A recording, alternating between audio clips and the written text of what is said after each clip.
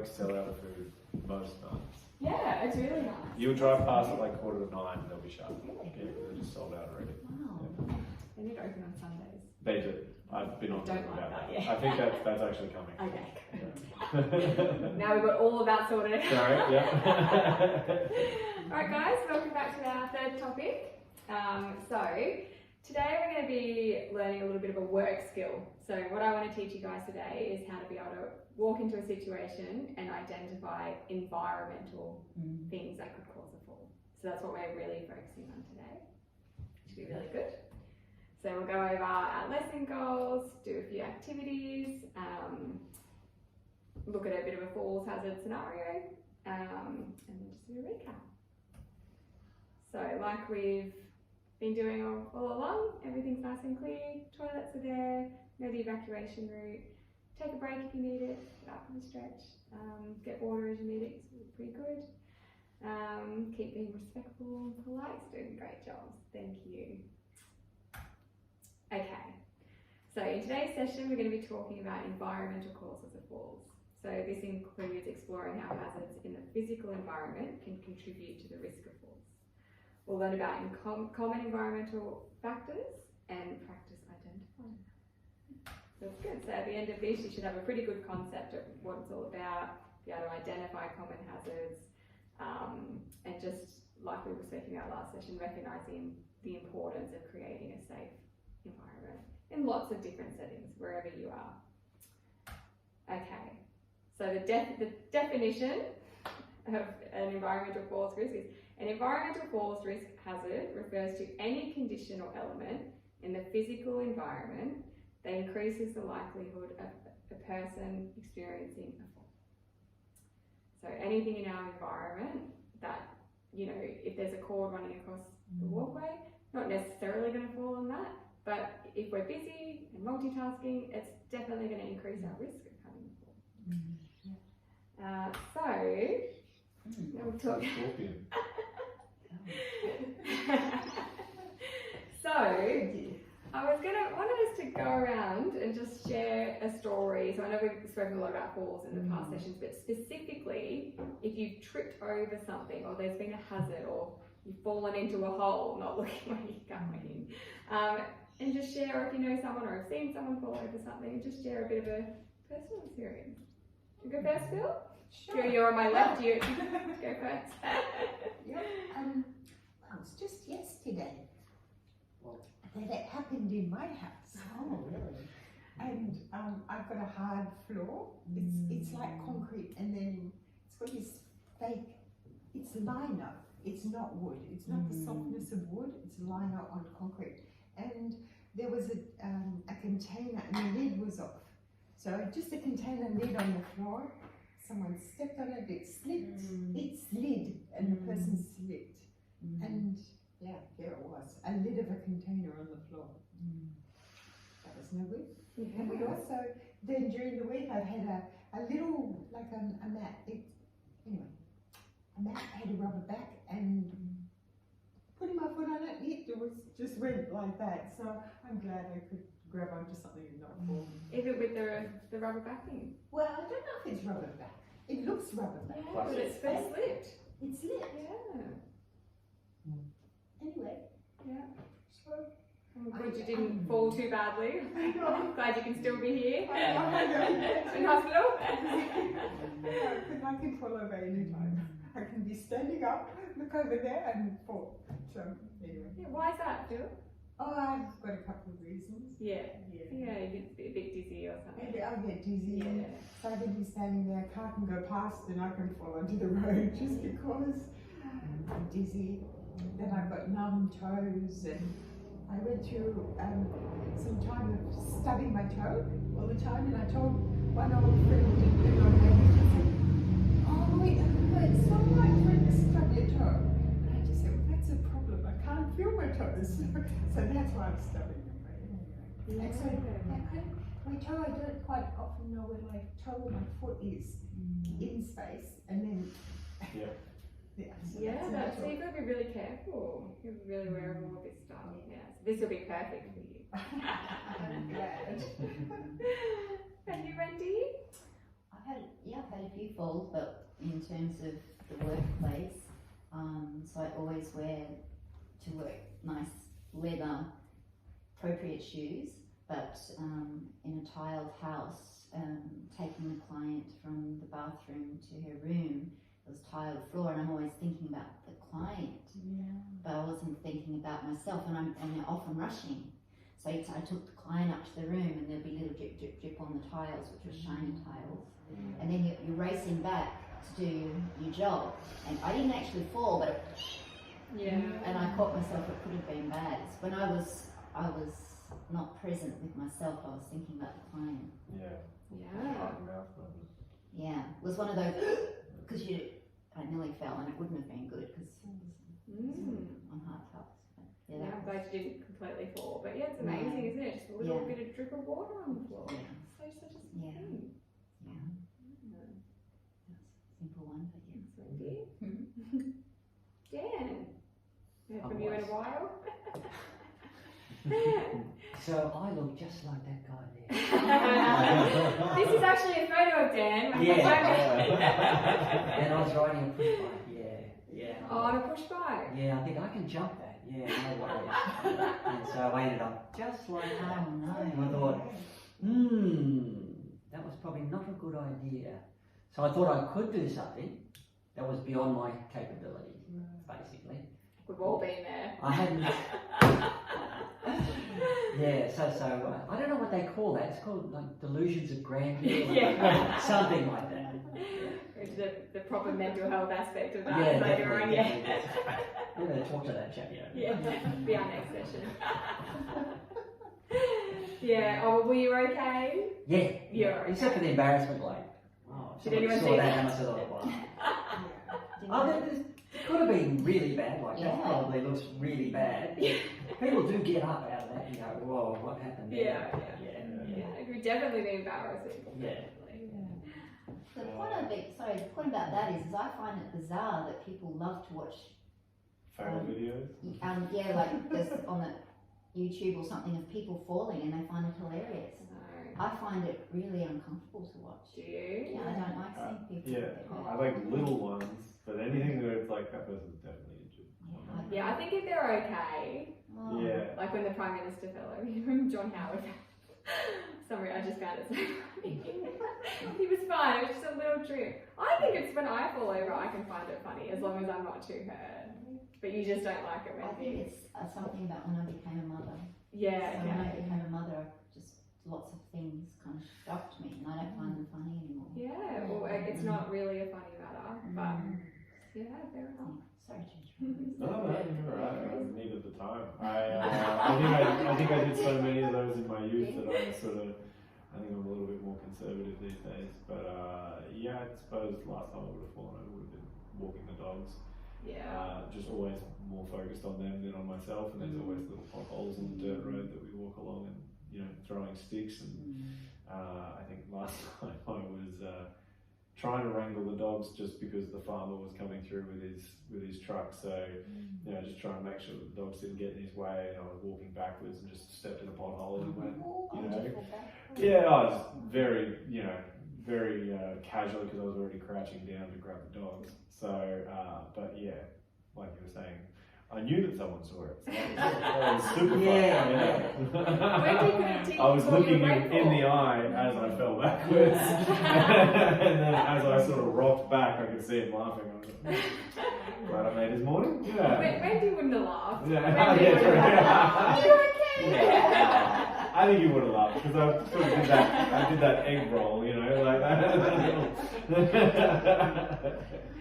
Glad you weren't too hurt. Nah, it's fine. Yeah, got a few licks on the face from the dogs as well. Yeah, well, dogs, pets can be a big fun. Yeah. I have had a lot of falls. I'm a very clumsy person. But if I think back to the first fall that I ever had, was when I was a little baby. My mum fell down a staircase with me in her arms. And she protected me the whole way down, but when she got to the bottom, her arm flung out, and I broke my leg. Oh, really? Wow. Yeah, when I was a little baby. So I've got a photo of me in traction, my leg up. No. Yeah. So That was my first fall. And that same staircase, I fell down as a kid. That my mum fell down. So it must have been the staircase.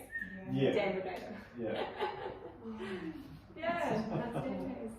Not the one out the back, that's 206. Yeah. No way. Yeah. He does know the staircase. She knows the staircase. Yeah. So yeah, lots of things can cause us to fall. So steps and things like they're a big factor. Like building codes and things are better now with how you build steps. Probably with that in mind as well. Oh yeah. So this next video is just a bit of a funny one, and it's just to get you thinking. It's not specific to elderly. It's just in workplaces, in lots of different settings of just being spatial awareness, where light switches are, things like that. So it's a good one. Most workplace accidents come from slips, trips, and falls, but with the right knowledge, most are preventable. But here's the question: how to get that knowledge into your employees' heads without boring them? Slip, trip, fall, explode is the latest entry in our popular Trading Without Boredom video collection. 15 minutes of crucial info on slips, trips, and falls, and how to avoid them, mixed with funny cartoons and action scenes that will keep your people wide awake. Sure, lighting systems are maintained on a regular basis. Loaded with oil, water, snow, or dirt is worse than no area in your facility is prone to spills, like wash-up areas, bathrooms, or cafeterias. These should also receive special, regular attention. Enough light switches and inadequate lighting in stairwells could cause big problems. Why did they put the light switch for the dimensional transport room over here and not by the exit? Idiots. Oh well, it doesn't matter. I have the eyes of a weasel.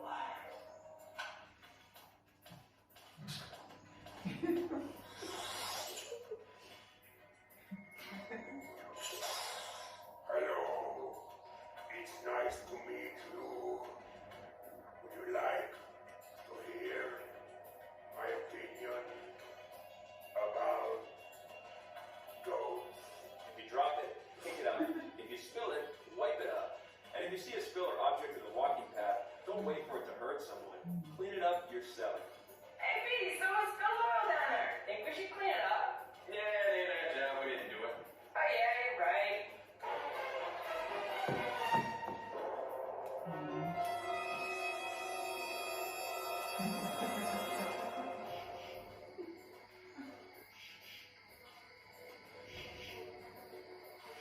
You think we should have wiped that up? Maybe. Gross! Your staff will learn the common culprits and what to do about lighting, footwear, slippery floors, housekeeping, uneven surfaces, stairs and ladders, transporting objects, and their own habits. Order, slip, trip, fall, explode now, and get a grip on our biggest, meanest accident producer.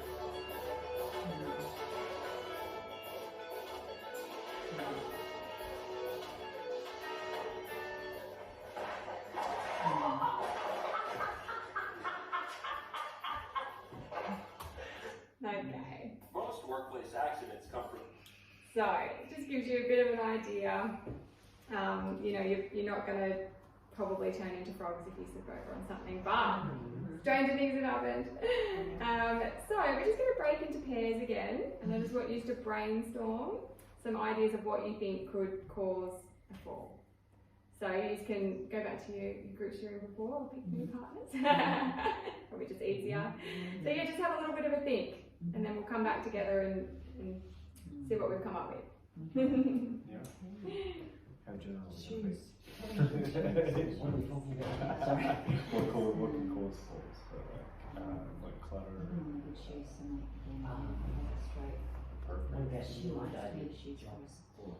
Yeah. Where's that? Well, we always had like lifting kegs and stuff. So Oh, yes. yeah, things like that. Definitely, like two-person lifts and all that sort of stuff. Appropriate footwear. Yeah.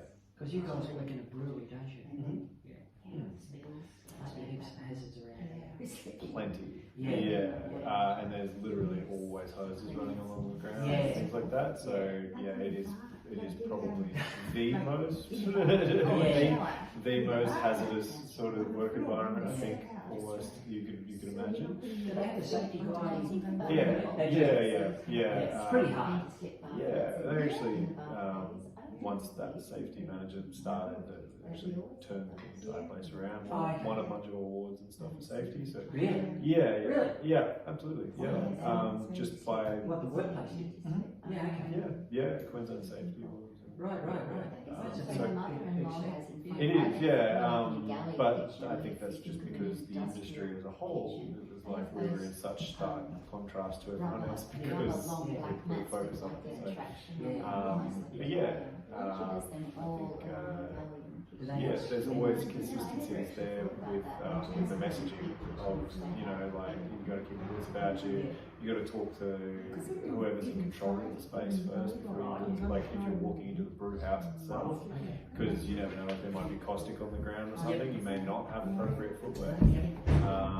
There's different temperatures and things as well, so that's a big part of it. Like, there's hot liquor tanks and stuff with boiling water and things like that, so you got to be conscious of that sort of stuff. So always being aware of the openings and things like that, because typically you'd be walking through with items. in the house, if the floor just changes a bit, clear walkway just and like, stuff like that. Do they have Super a cool. signage? Do they have signage around the place? be Yeah, aware of it, yeah, but if it's absolutely. Did they hire someone just to do that? Did just they? me. Alright. Did they get a specialist in to organise all the workplace? Yeah, and the government actually makes it free as well. Oh, right. Yeah, they subsidise like that sort of focus, sort of workplace health and safety. So, specifically for that industry. Okay. It was like, I didn't think of the clutter. Did they have inductions for all the employees and I didn't think of that. safety That was training? not a there's a practical thing thought. called Isn't it Suzuki. there, is it? That does that? Yeah, started out as Maybe safety manager and then became HR. Clutter is actually Wow. an issue. Okay. Never thought about that for health and safety. Yeah. 80 something. Wow. For That is particular that's clients. a big business, really. Yeah, So Big then enough. you can big enough. take Yeah. new information and Yeah, change that's really good. the way that you In those sorts of, in those particular. Alright, guys. Good. Alright. Cool. Did you want to share? So we've probably got the basics, Mhm. chords, things like that. But did you think about anything a bit more out of the box, Chris? We kind of focus more on black ops because it's well, brewing in general, because it is probably one of the most hazardous workplaces in terms of a work environment. There's always hoses on the ground. It's always wet. You never know what that moisture actually is. So it could be caustic or something like that your footwear isn't even designed to withstand. So the level of being aware of every single aspect of your surroundings in a brew house is heightened.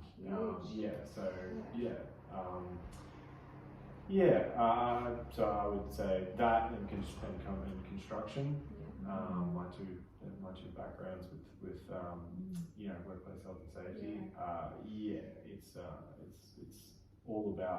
It's all about just being aware of what could be potentially in that space before you head into that space, and typically someone's in control of that space.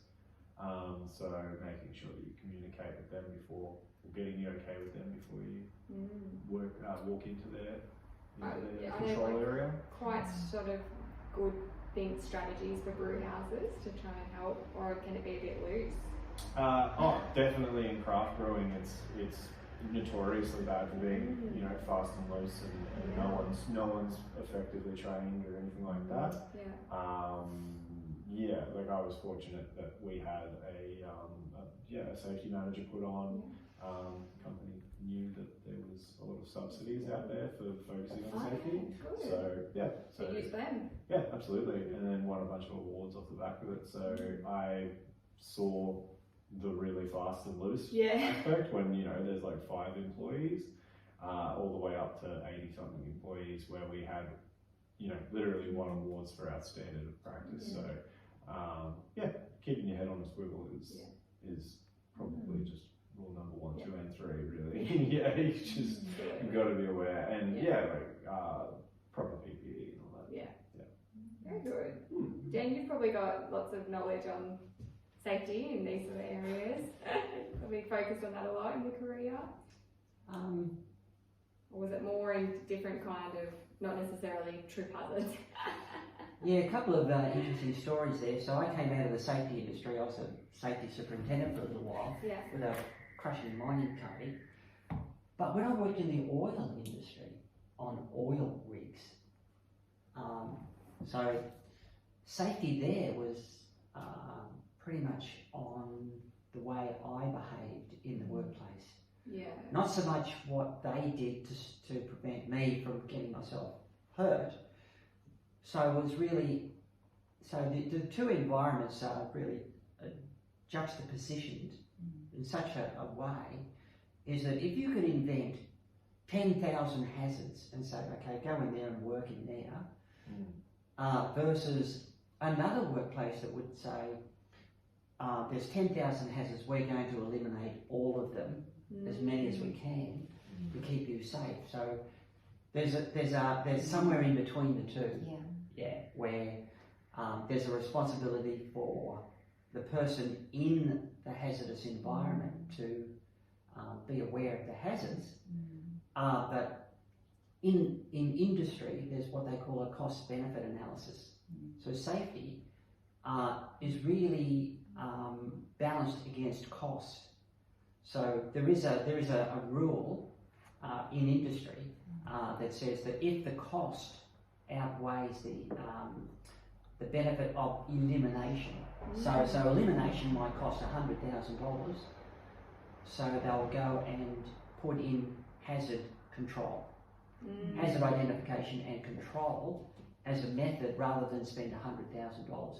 The reason for that is that $100,000 might represent 30% of the income, or 10%, and may have an impact on the company and the people that would be negative for them in another way. So it could be hazardous, or it may have repercussions. So you're always balancing the repercussions of how much you spend to bring down hazards in any environment versus the control factor. So there is a sort of a balance between the two, in the sense how can we control safety and control the environment as far as hazards go. So there's that's so good. So that's where it's at. Really. And that's really good in any caregiving environment too. There's only going to be so much that we can control in terms of hazards because you're dealing with people. So someone getting out of the shower, like there's so much you can put in place, but they're still going to be wet, aren't they? Still unpredictable. There's still things always changing. So you can't eliminate all the hazards. A lot of the time there's still going to be some hazards. So then there's self-responsibility. Then what can we do to then work within certain hazards? So that's amazing, Dan. It's a really good point. It's really good. Oh, it's just out there. Very good. It's really good. What did this group come up with? Any sort of... Well, I think because Phil and I have been in mothers in the home, so we talked more about the home opposed to business. But something we didn't talk about, but that I'm just reflecting on, is I think I actually had a little bit of potentially a judgment around the homes of other mothers who I would have said were anal in their approach to safety mechanisms in the house to do with little children, with toddlers. So I'm readjusting my approach slightly, and I am reflecting on what Dan said. There is a middle ground. There's a middle ground. Okay, so there's a middle ground between extremes and practicality, and so I'm just reflecting upon that in my approach. Good. Well, I was a director of a preschool for 3 years. It was a private preschool, and it wasn't up to standard. So I was forever ringing YACS, that are called Youth and Community Services docs, and getting them in. And they were always continually telling the owner, if you don't get this up to scratch, then we're shutting you down in 6 weeks. So the owner didn't really like me that much. Very safety focused. And then now, in my life, I'm one of those extreme people. So when So in a little house that I was in, you know, children getting out of a bath, I wouldn't just have a bath mat, I'd carpet the whole bath. And it wasn't even with carpet, it was with bath mats cut. And so then that causes a hazard. I know, you can go overboard. Kicking the can down the road. You can definitely go overboard, absolutely. So yeah, that's all really good, guys. You're really thinking outside the box. That's good. It's never just cut and dry, like life isn't. But some of the key ones, like uneven, slippery surfaces. Lots of bath mats would probably create uneven surface. A very great slip hazard. Yeah, and then things like handrails, grab bars, non-slip mats within reason. All of those sort of things are going to increase the risk of falls. So this is just a little video that goes around a house, in a house setting, and just like step by step of things to consider. Preventing falls in your home, a room by room guide. Slips, trips and falls at home can happen for all sorts of reasons, but the good news is they're not inevitable. Falls can be prevented. Do you know what to account for to reduce the risks? Let's take a look around a home to identify the common hazards. Outside the home, are there steps or paths which are uneven or obstructed? Are they well lit when it's dark? Could a handrail be helpful? Remember to think about the rear of the property, the back garden or yard, as well as the front. What's at the door? If there's a mat, does it stay securely in place or does it slip if someone steps on it? Pots or other items can reduce the amount of room for walking or turning, so think carefully about where they're placed. Rugs in the hallway are a nice feature, but make sure you secure them in place so they don't move around, especially if you have a hard floor. Is the hallway cluttered? Tidy away cables and back handles so they're not a trip hazard. In the living room, having a plain rather than heavily patterned carpet can help you to see objects on the floor more easily. Like in the hallway, make sure rugs don't slip. Do they need to be repaired or replaced because they're fraying or going threadbare? Watch out for any trailing cables in here too. And think about where furniture is placed so it's not creating an obstacle course from one room to the next. Spillages often happen in the kitchen, so make sure they're cleared up straight away and watch out for water leaks, which can make hard surfaces slippery. Are everyday items kept in easily accessible cupboards so you don't have to climb up to reach them? If you do need some extra height, use a sturdy step stool with a handle. Items left on the stairs can be a trip hazard when going up or down, so try to keep them clear. Like in the living room, a plainer carpet can be a safer choice than one that is heavily patterned. And replace carpet if it's worn badly. Make sure stairs are well lit, and ideally install handrails on both sides. As with the stairs, is the landing free of clutter and well lit? This could be a key route from the bedroom to the bathroom at night. Is the floor around the bed clear of trip hazards like trailing cables or books? Check your slippers over.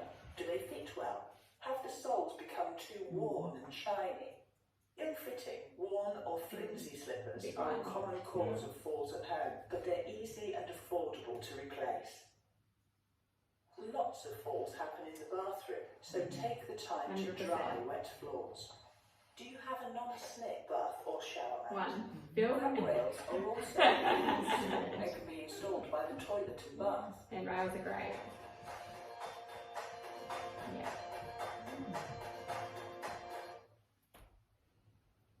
So, we're going to practice our newly learned work skill, which I'm sure you're all going to do amazing.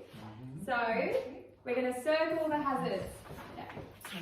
So sorry, it might be a bit hard to see them, but with the black pens. But have a little look at this picture, and just have a little circle of things that you think could cause someone to fall. Should we just put the cross all the way through? Yeah, the whole thing. Yeah. Other. Yeah, there's a lot, but you think this is actually not that different to a lot of people's living rooms.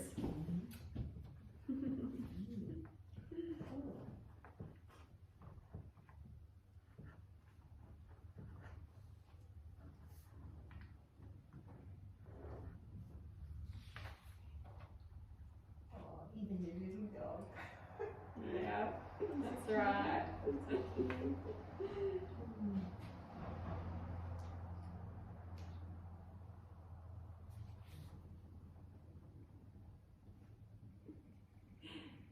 Very serious concentration, Chris. This is what happens when you give me a task. Yeah, very seriously. Focus on.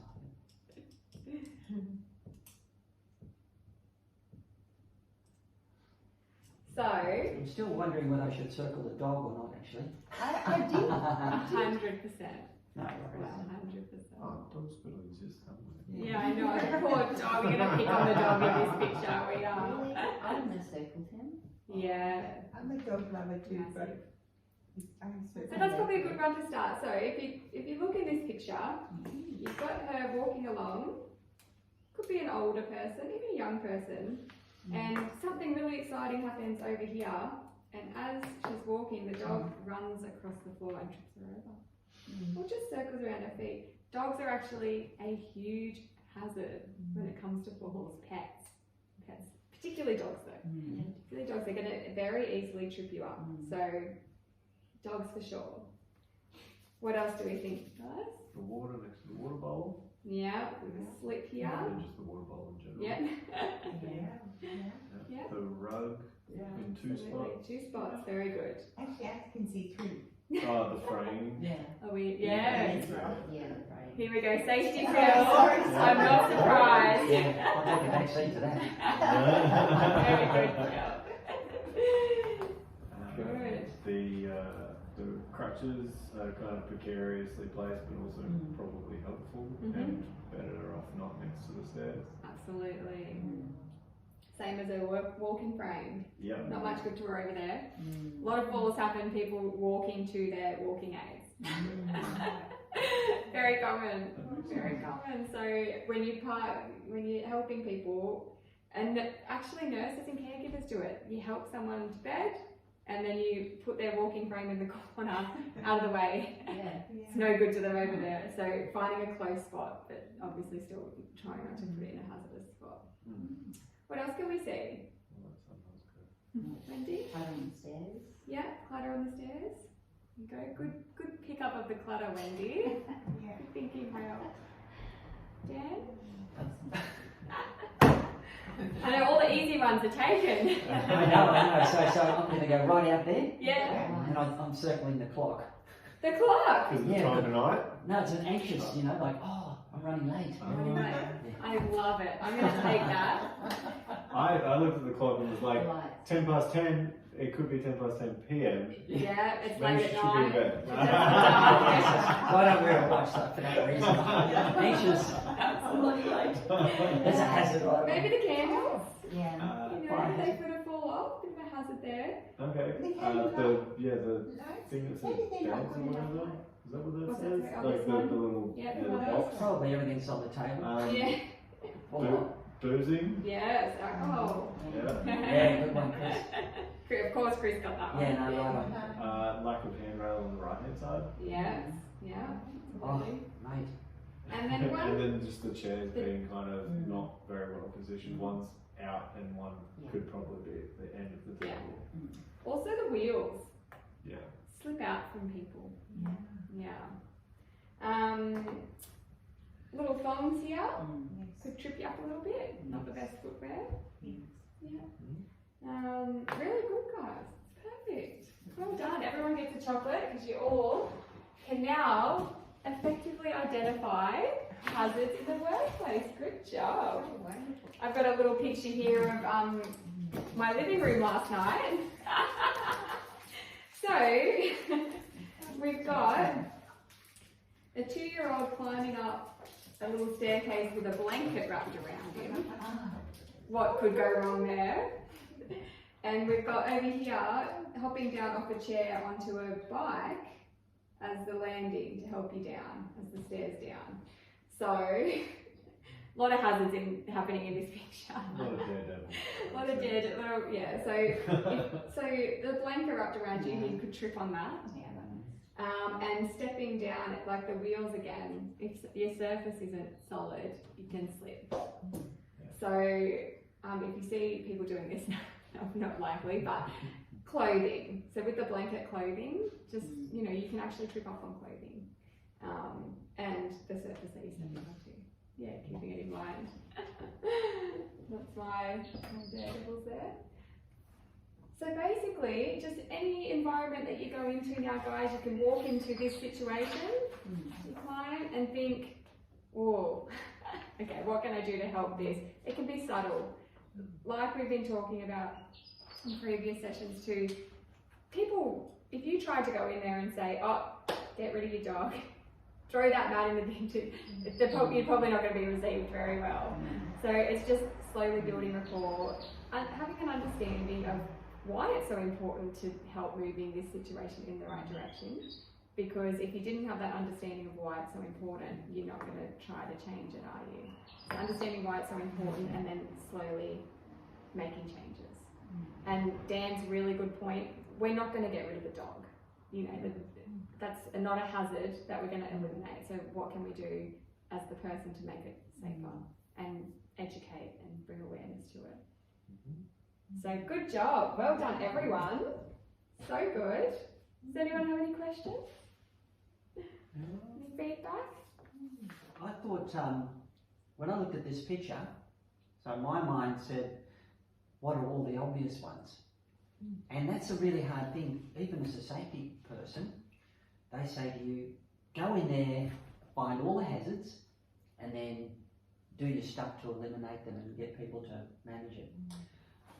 But it takes an extra kind of mental leap to see where things, how can I put this, where something's wrong and you need to do something that's not obvious to eliminate a hazard.